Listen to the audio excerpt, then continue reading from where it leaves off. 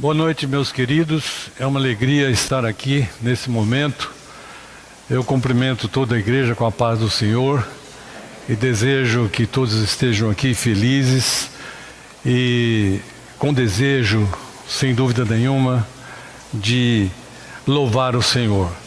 Esse é um momento muito significativo da palavra de Deus e eu inicio com uma oração porque precisamos da orientação e da direção de Deus para esse momento. É um momento muito importante em que todos devem estar atentos com seus ouvidos ligados para ouvir aquilo que não é que o irmão Fernando tenha para vocês, mas que o Deus tenha para vocês, ok?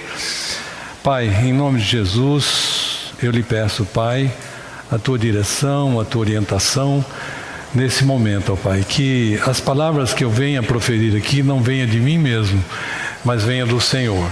Confesso que sou um pecador, mas estou aqui, ó Pai, na dependência do Senhor. É na dependência do Senhor que eu quero dirigir a palavra. Por isso, Pai, toma-me nas tuas mãos nessa hora e fala por mim, Pai, a todos que estão aqui. Obrigado, Pai, por me ouvir. Em nome de Jesus. Amém.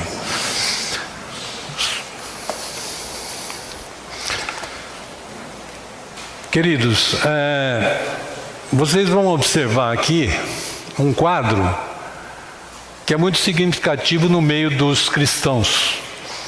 Com certeza é um quadro muito conhecido, provavelmente não só entre os cristãos, mas mundialmente conhecido, esse quadro do Gólgota, ou do lugar chamado Caveira, onde ali Jesus e dois malfeitores se encontraram.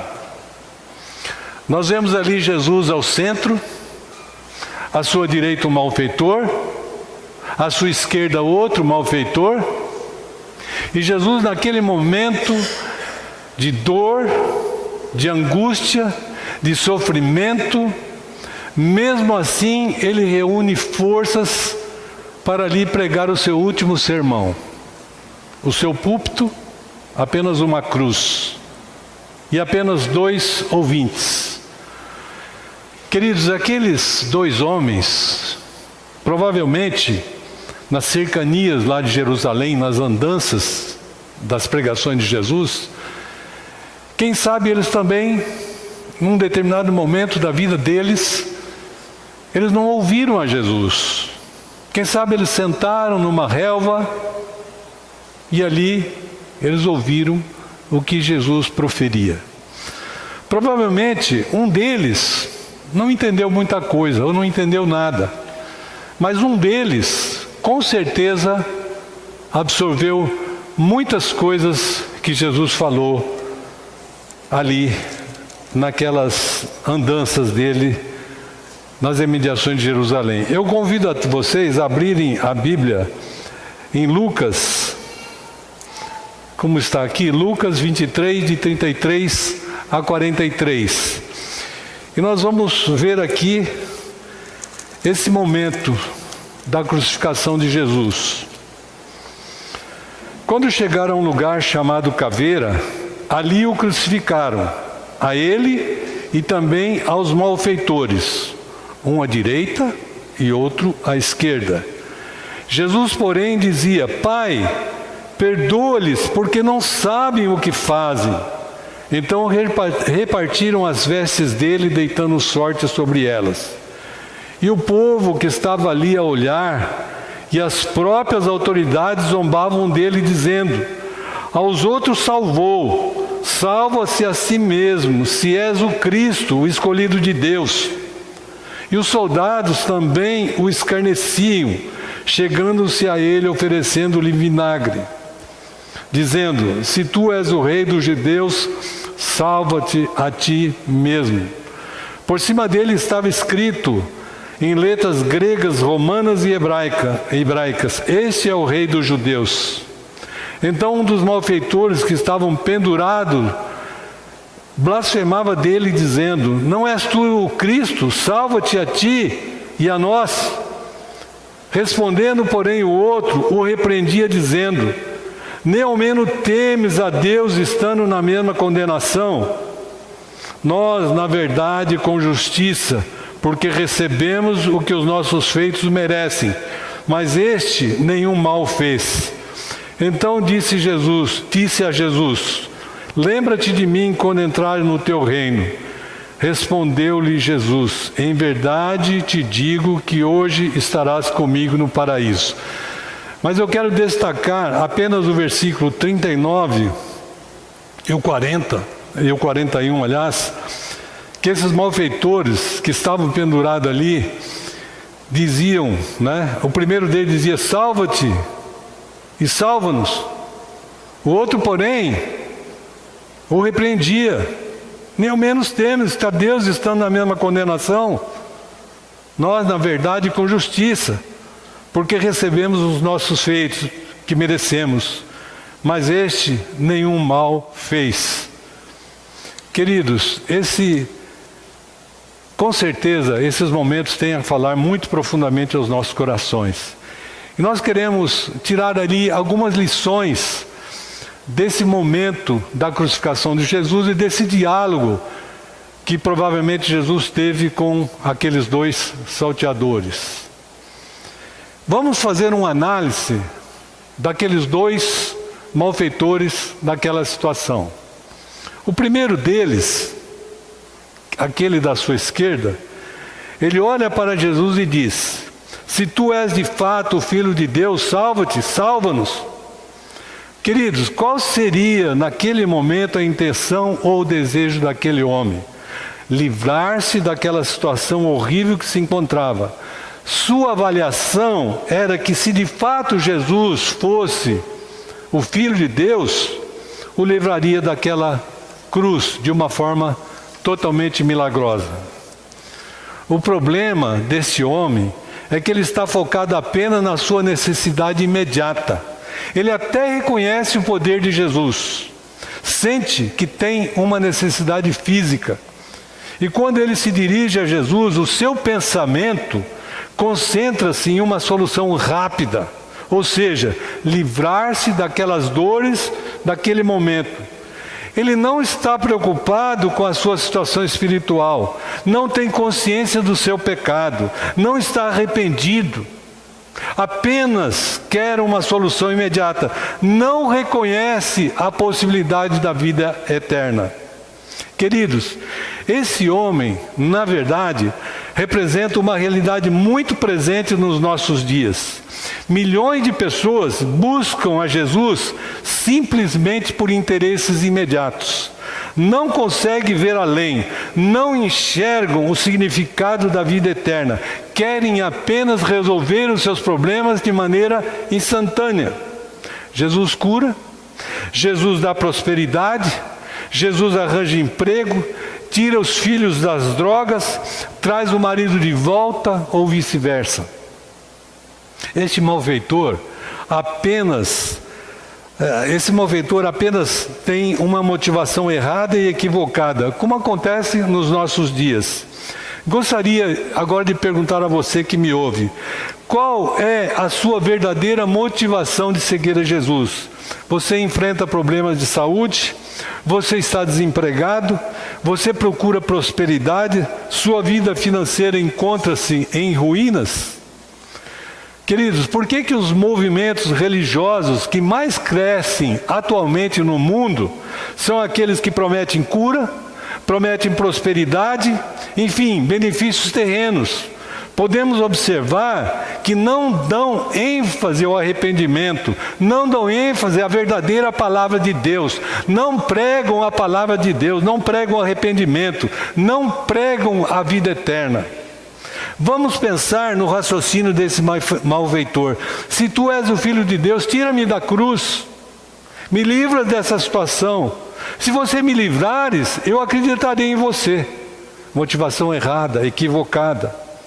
Não estamos vendo isso acontecer nos nossos dias? Qual a motivação de muitas dessas pessoas? Se me deres curas, se me deres prosperidade, etc., então passa a crer que o Senhor é o Filho de Deus. Se não obter essas vantagens, que mérito tem de seguir? Tenho grande interesse, desde que eu veja benefícios na minha vida. Quando eu morava aqui na rua Vereador Aldi Campos, há uns anos atrás, há 20 anos atrás, um dia eu estava saindo de manhã para comprar pão na padaria, um domingo. Aí encontrei um dos meus vizinhos, caminhando também pela calçada, todo arrumadinho, todo pronto. E eu então perguntei para ele, cumprimentei e falei, já vai passear logo cedo? E ele falou assim, não, eu estou indo na igreja. Ah, você está indo na igreja? Que ótimo, que bom. Qual igreja que você vai? Eu nem vou mencionar o nome da igreja aqui.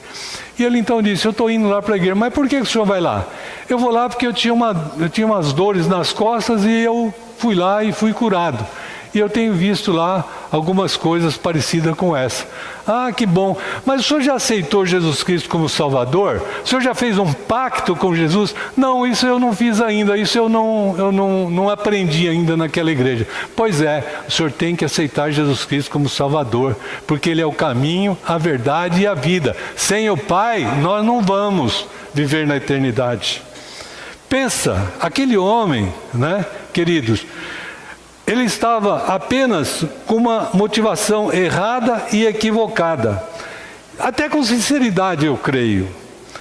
E nós estamos vendo isso acontecer nos nossos dias. E muitas dessas pessoas estão com esse tipo de motivação. Se me deres prosperidade, então posso crer no Senhor, que o Senhor de fato é o Filho de Deus. Se não obter essas vantagens, que mérito tem de seguir? Tenho um grande interesse, desde que haja benefício na minha vida.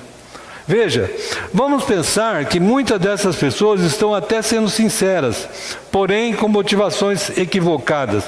Pedir cura, queridos, pedir prosperidade, direção de Deus, não está necessariamente errado. Devemos sim levar os nossos problemas a Deus, nossas lutas. Devemos sim pedir oração e súplicas. A Bíblia nos ensina sobre isso. Filipenses 4:6 diz assim, não andeis inquietos por coisa alguma, antes as vossas petições sejam em tudo conhecidas diante de Deus, pela oração e súplicas com ação de graças. Ação de graças nada mais é do que você agradecer aquilo que Deus já fez pela sua vida. Se Deus já te salvou, ótimo, as outras coisas são consequências. Queridos, no momento, nós estamos vivendo uma situação dramática na nossa igreja, quando o nosso pastor está lá, a irmã André está lá, e nós estamos suplicando, nós estamos nos encontrando aqui todas as quartas-feiras, suplicando a Deus, pedindo a Deus, clamando a Deus em relação à nossa irmã. Jesus disse, no mundo tereis aflição, mas tem bom ânimo, eu venci o mundo. Também disse, buscai primeiramente o reino de Deus e a sua justiça. As outras coisas vos serão acrescentadas. Eu gostaria de ler com vocês o que está escrito aqui em Mateus 6:31-34. Não andeis, pois, inquietos, dizendo que comeremos, ou que beberemos, ou que nos vestiremos, porque todas essas coisas os gentios procuram. De certo, o vosso Pai Celeste sabe muito bem que necessitai todas essas coisas, mas buscai primeiro o reino de Deus e a sua justiça. Todas as outras coisas vos serão acrescentadas. Não vos inquieteis pelo dia de amanhã, porque o dia de amanhã cuidará de si mesmo. Basta cada dia o seu mal. Queridos, vamos falar agora do outro malfeitor. Ele está morrendo, ele sente dores, ele gostaria de se ver livre daquela cruz, ele necessita de alívio imediato. No entanto, ele reconhece que merecia aquele castigo. Mostra-se arrependido. Ele percebe que em seu coração reside uma natureza pecaminosa que o empurrou para uma vida de erros. Ele não buscou, queridos, naquele momento, o que era imediato, ver-se livre daquela cruz, reconheceu ser merecedor do castigo. Por isso, ele repreende o seu colega, quando ele diz, este mal nenhum fez, nós sim, com justiça, estamos sendo punidos. Ele percebe essa situação, ele reconhece os seus erros, ele não joga a culpa nos outros, ele simplesmente reconhece que precisa perdão. Queridos, quando reconhecemos nossos erros, Temos que ir a Deus pedir perdão. Não é uma doença, não é um problema imediato ou passageiro que nos vai livrar-se do verdadeiro motivo que devemos para procurar a Deus. Essas coisas no mundo são inevitáveis, temos que passar por isso. As doenças, as intempéries, as faltas financeiras, enfim, todas as coisas são imprevisíveis na nossa vida. Muitas dessas pessoas estão constantemente focadas tão somente nas suas necessidades pessoais. Uma das coisas que mais preocupam as famílias é o dia de amanhã em relação às suas finanças. Por isso, buscam prosperidade. Lucas 12, de 31 a 21, assim, diz assim: disse-lhe um da multidão: mestre, dize ao meu irmão que reparta comigo a herança. E ele lhe disse: homem, quem me pôs a mim por juiz ou repartidor entre vós? Disse-lhes: acautelai-vos e guardai-vos da avareza, porque a vida de qualquer não consiste na abundância do que possui. E propôs-lhe uma parábola, dizendo: a herdade de um homem rico tinha produzido com abundância. E arrazoava entre si, dizendo: o que farei? Não tenho onde recolher os meus frutos. E disse: farei isto, derrubarei os meus celeiros, edificarei outros maiores, e ali recolherei todas as minhas novidades e os meus bens. E direi à minha alma: tens em depósito muitos bens para muitos anos. Descansa, come, bebe e folga. Mas eu lhe disse: louco, essa noite te pedirão a tua alma, e o que tens preparado para quem será? Assim é aquele que junta para si tesouros e não é rico para com Deus. O ser humano do nosso tempo não gosta da ideia de que nasceu em pecado e, portanto, carrega uma natureza pecaminosa. Quando erra, ele tenta explicar, usa muitos argumentos e muitas justificativas. Queridos, o pecado não precisa de explicação, ele só tem que ser confessado. Não cabe justificativa ou jogar a culpa nos outros. Ah, eu pequei porque eu estava sozinho, eu estava carente, porque meu marido me abandonou, porque meu pai não me compreende, estou nas drogas porque ninguém gosta de mim, eu bebo porque a sociedade é injusta. Queridos, enquanto você estiver tentando explicar, você não deu o primeiro passo em relação à cruz do Calvário. Se você quer ser verdadeiramente transformado, só tem que dar esse passo. Dizer como aquele ladrão na cruz: este não fez nada, mas nós sim merecemos o castigo, porque somos pecadores. Confesso que sou pecador e quero perdão. Pergunto agora: você já reconheceu qual é o seu problema? Talvez não seja dinheiro, talvez não seja doença, talvez não seja seu marido, seu filho, ou tantas outras coisas. Talvez essas coisas sejam apenas pretexto para esconder a verdadeira motivação. Se você tomar consciência da sua situação e reconhecer o seu estado de pecado, reconhecer que está longe do caminho do Senhor, não use de pretextos, mas dê corajosamente um passo em direção à cruz do Calvário. Peça perdão, reconheça o seu estado de pecado, faça um propósito para a nova vida. Aquele malfeitor tinha pouco tempo de vida e soube reconhecer: você ainda tem uma vida inteira pela frente. Eu quero me reportar um pouquinho em relação ao que aconteceu lá em Brumadinho, recentemente, que a televisão essa semana só falou nisso, né? Pensa vocês, alguém que trabalhava ali naquela empresa da Vale, e que de manhã levantou, tomou seu banho, tomou seu café tranquilamente, saiu da sua casa, vestiu a roupa de trabalho e foi lá para o seu trabalho. E lamentavelmente, depois de algumas horas, ele estava envolvido naquele desastre e veio a falecer. Muitos ali faleceram. Alguns provavelmente salvos, outros não salvos. Então, queridos, quando nós colocarmos o nosso pé para fora desse templo, nós não sabemos o que vai acontecer conosco. Nós não sabemos se é hoje, se é amanhã. Aqueles homens, aquelas pessoas lá em Brumadinho, que vieram a falecer, 200 e tantas pessoas, saíram de casa pela manhã e jamais imaginavam que passaria por aquela situação. Em algum momento das nossas vidas, temos que parar para refletir, reconhecer a nossa situação e clamar pedindo ajuda. Senhor, o meu problema é que eu tenho um temperamento explosivo. Não consigo dominar meus impulsos. Eu não tenho força para sair dessa situação. Por favor, ajuda-me. Coloque tudo isso diante de Deus com fé e determinação. Com certeza Ele vai te ouvir. Outro aspecto que eu gostaria de destacar daquele malfeitor é que ele reconheceu Jesus como rei. Ele diz assim: lembra-te de mim quando entrar no teu reino. Não basta aceitar Jesus unicamente como Salvador, é preciso aceitá-lo como Rei, como Senhor absoluto das nossas vidas, como servos. Porque se você aceitá-lo apenas como Salvador, você estará tão somente pedindo perdão pelos seus pecados. Agora, se você reconhecê-lo como Senhor e Rei, essa situação será diferente. Ou seja, você será um servo à disposição do reino. Eu quero lembrar que a nossa igreja agora está focada em células.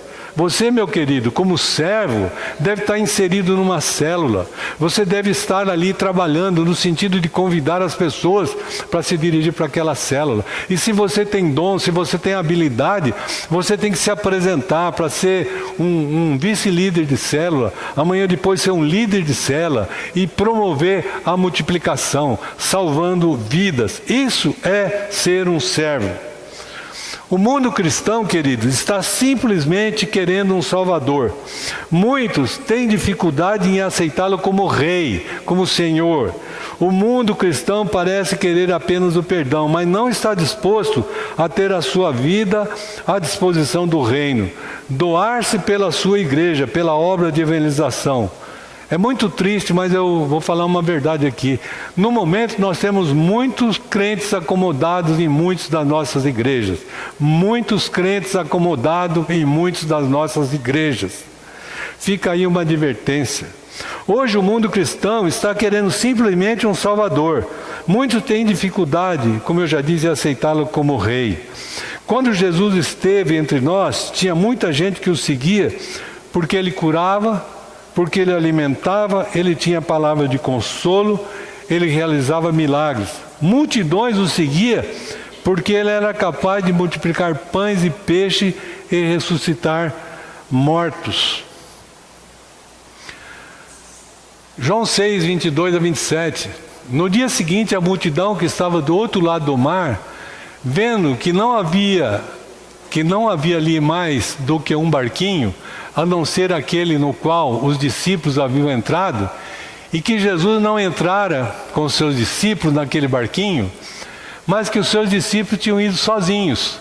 Contudo, outros barquinhos tinham chegado a Tiberíades, perto do lugar onde comeram o pão, onde, havendo o Senhor dado graças. Vendo, pois, a multidão que Jesus não estava ali, nem os seus discípulos, entraram eles também dos barcos e foram a Cafarnaum, atrás de Jesus. E achando do outro lado do mar, disseram: Rabi, como chegaste aqui? Respondeu-lhe e disse: na verdade vos digo que me buscais não pelos sinais que viste, mas porque comeste o pão e vos saciaste.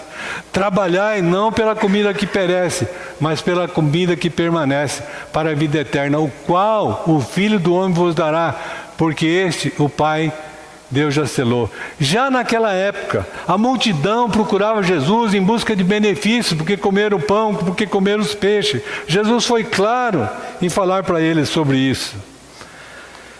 Mas um daqueles malfeitores, queridos, acreditou em Jesus como?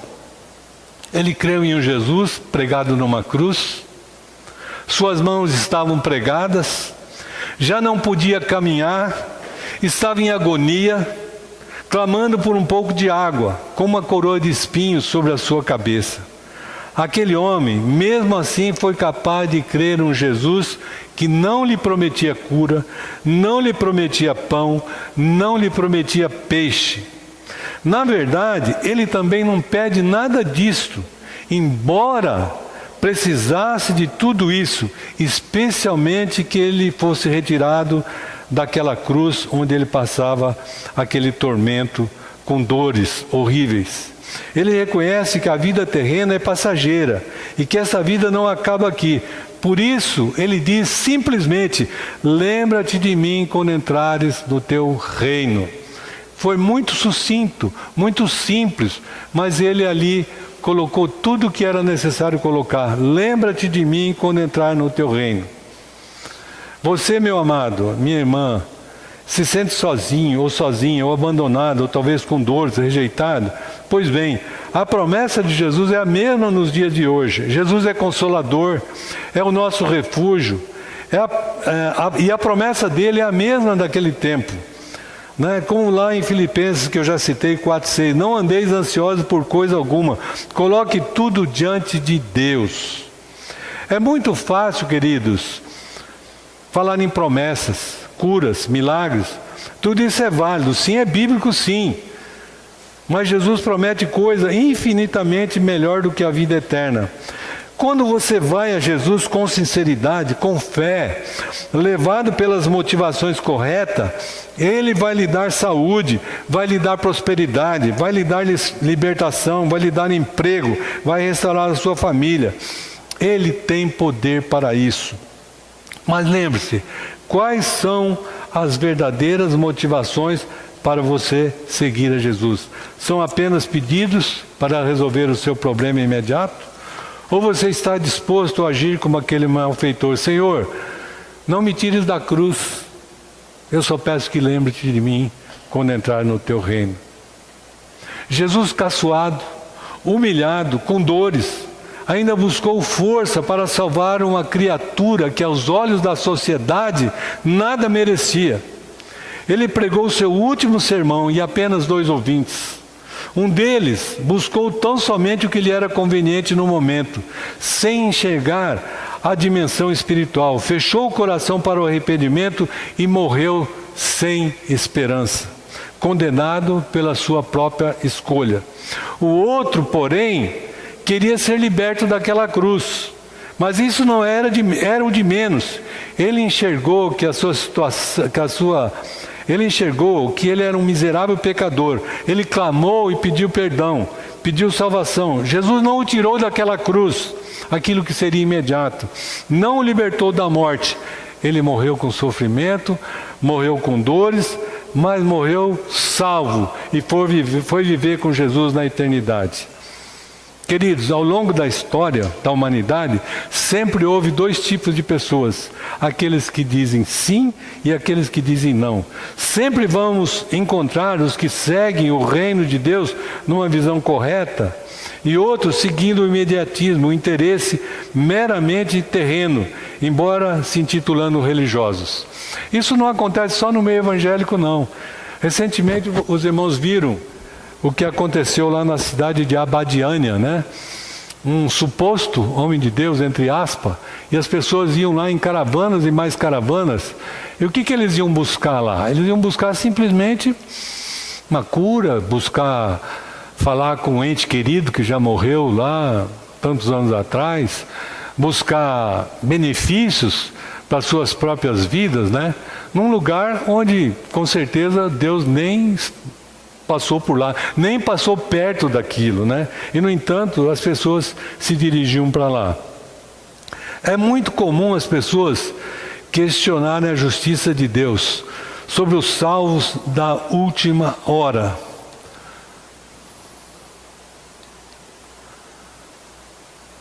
Porque o reino de Deus é semelhante a um homem, pai de família, que saiu de madrugada a assalariar os trabalhadores para a sua vinha. E ajustando com os trabalhadores a um dinheiro por dia, mandou-os para a sua vinha. E saindo perto da hora terceira, viu outros que estavam ociosos na praça. E disse-lhes: ide vós também para a vinha, dar-vos-ei o que for justo. E eles foram. Saindo outra vez perto da hora sexta e nona, fez o mesmo. E saindo perto da hora 10ª, encontrou outros que estavam ociosos e perguntou-lhes: por que estáis ociosos todo dia? Disseram eles: porque ninguém nos assalariou. E disse-lhes ele: ide vós também para a vinha e recebereis o que for justo. Aproximando-se a noite, diz o senhor da vinha ao seu mordomo: chama os trabalhadores e paga-lhes o jornal, começando pelos derradeiros até os primeiros. E chegando os que tinham ido perto da hora 10ª, receberam um dinheiro cada um. Vindo, porém, os primeiros, cuidaram que haviam de receber mais, mas do mesmo modo receberam um dinheiro cada um.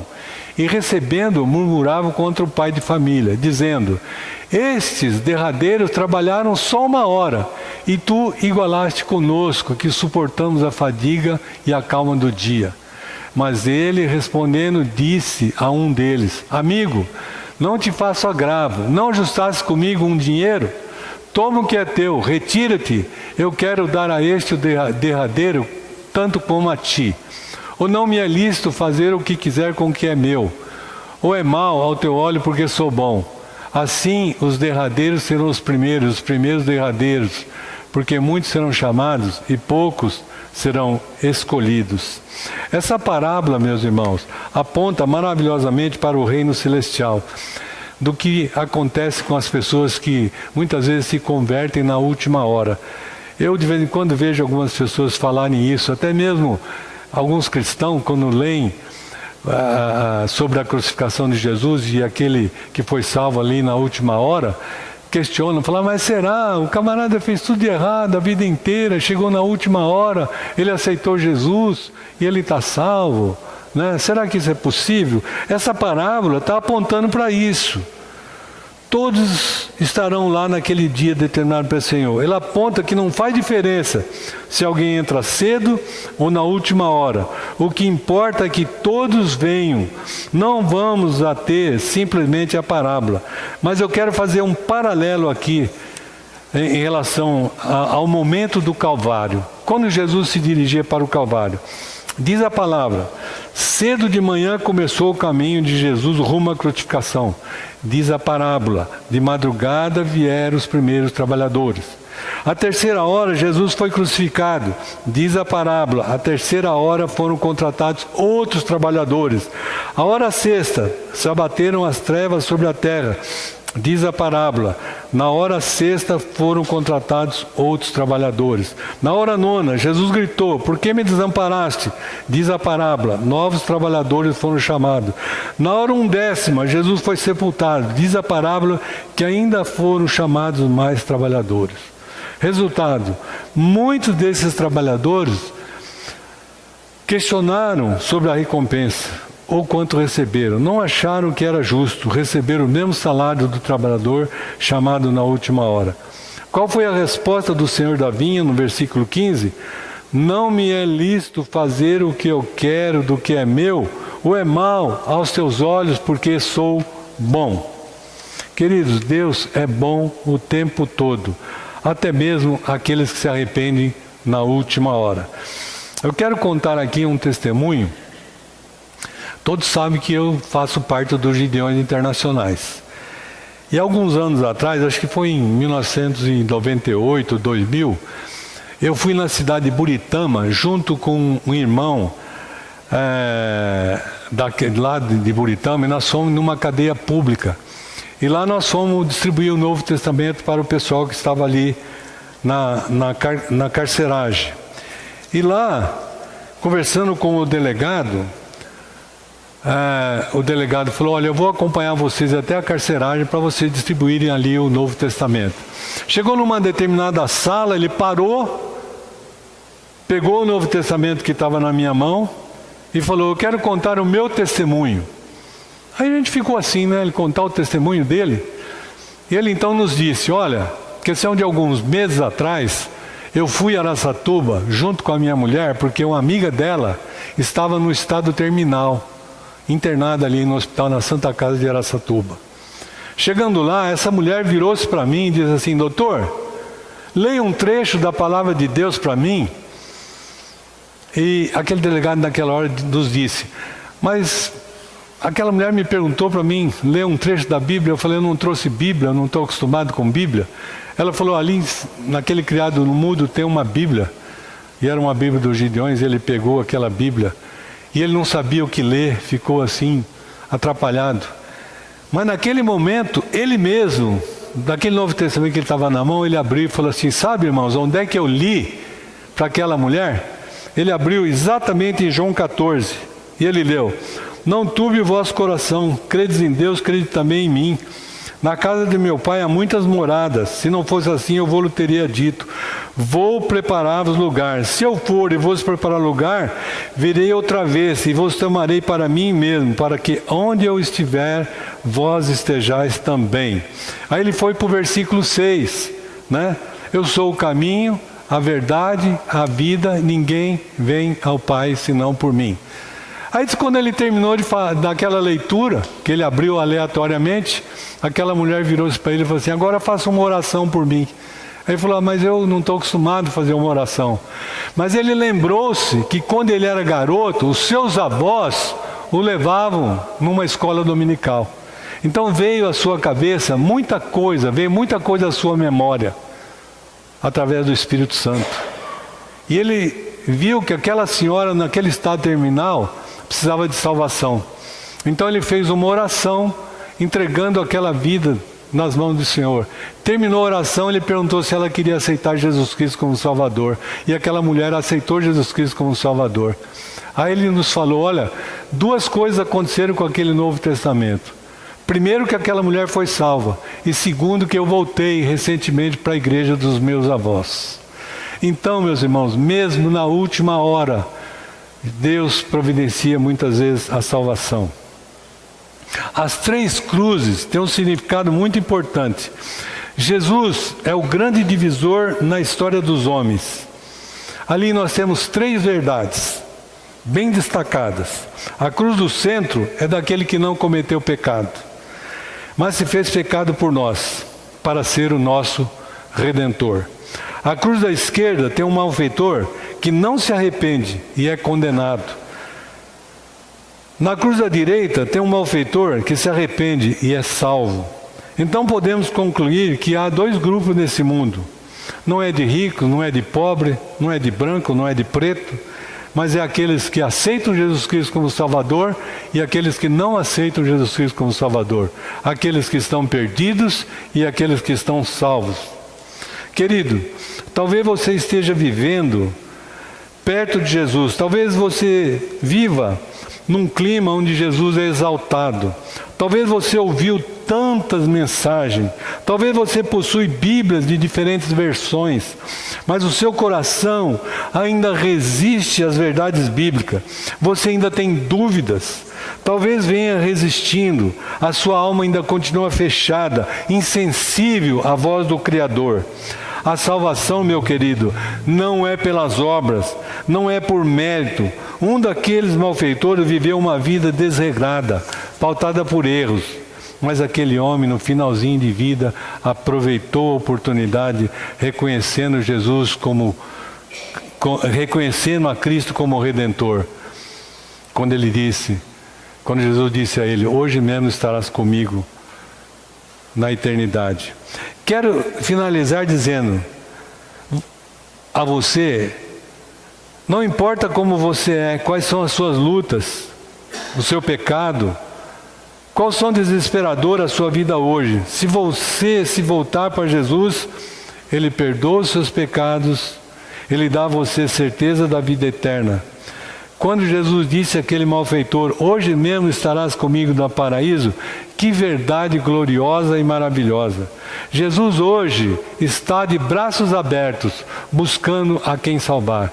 Hoje você tem oportunidade de confessar a Jesus Cristo como Salvador. Embora você viva numa situação difícil, você vive em lutas, você vive em dificuldade, que afinal de contas nós estamos no contexto dessa vida e vamos e temos que passar por isso. O convite de Jesus é permanente. Agora, queridos, só depende de você. Eu queria que os irmãos dos cânticos viessem aqui e nós cantássemos de novo aquele cântico porque eu ainda tenho algumas coisas para falar com vocês. E aí nós vamos, então, encerrar o culto dessa noite. Repete a última? Hã? Repete a última? Repete só.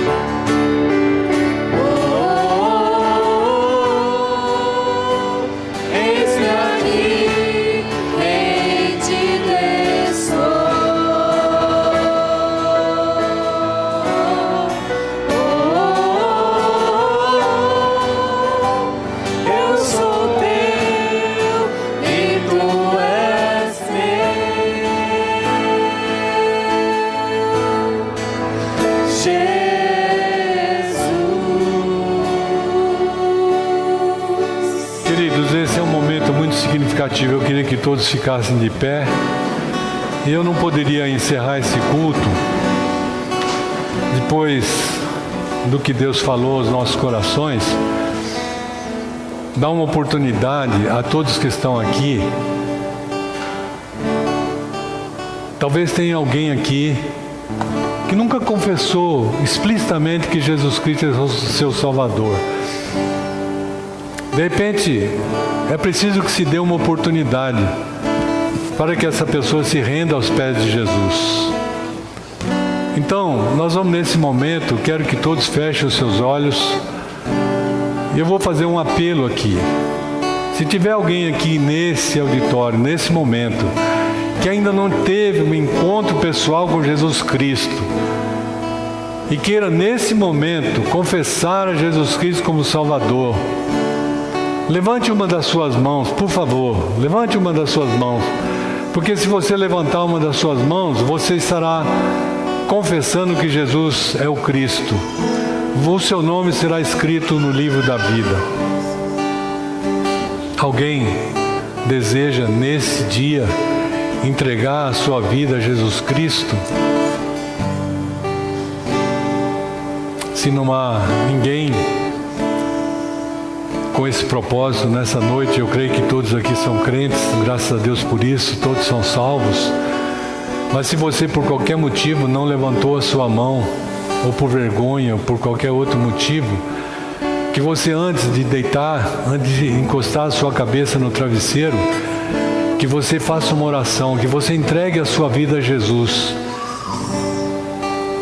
E que você, o dia que partir para a eternidade, você parta salvo. Vamos orar. Senhor nosso Deus, nosso Pai amado, nós te agradecemos por esta oportunidade de estarmos aqui reunidos como igreja nessa noite e podemos, ó Pai, te cultuar, falar contigo e, ó Pai, que as tuas bênçãos recaiam sobre nós, sobre todos que aqui se encontram, sobre as nossas famílias. Ó Pai, nos ajude a prosseguir, Que a tua igreja, ó Pai, seja dirigida pelo Senhor mesmo. E, ó Pai, continuamos a suplicar em favor do nosso pastor que está ausente, em favor da Andréia. Ó Pai, que as suas bênçãos recaiam sobre eles e que em breve nós possamos ver o pastor e a Andréia estando aqui para contar o seu testemunho. Pai, em nome de Jesus, muito obrigado por todos que adentraram ao templo nessa noite. E agora, Pai, leva-nos para os nossos lares, debaixo da tua proteção, debaixo do teu amor. Conduza, Pai, as nossas vidas diante dos teus caminhos. Permita, Pai, que nós sejamos servos, úteis, fiéis na tua causa, enganjados na tua causa para fazer a tua vontade. Ó Pai, que como igreja nós possamos estar focados, ó Pai, no teu trabalho, no trabalho de evangelização, no trabalho de salvar vidas para o teu reino. Pai, em nome de Jesus é que eu oro nesse momento e te agradeço. Amém.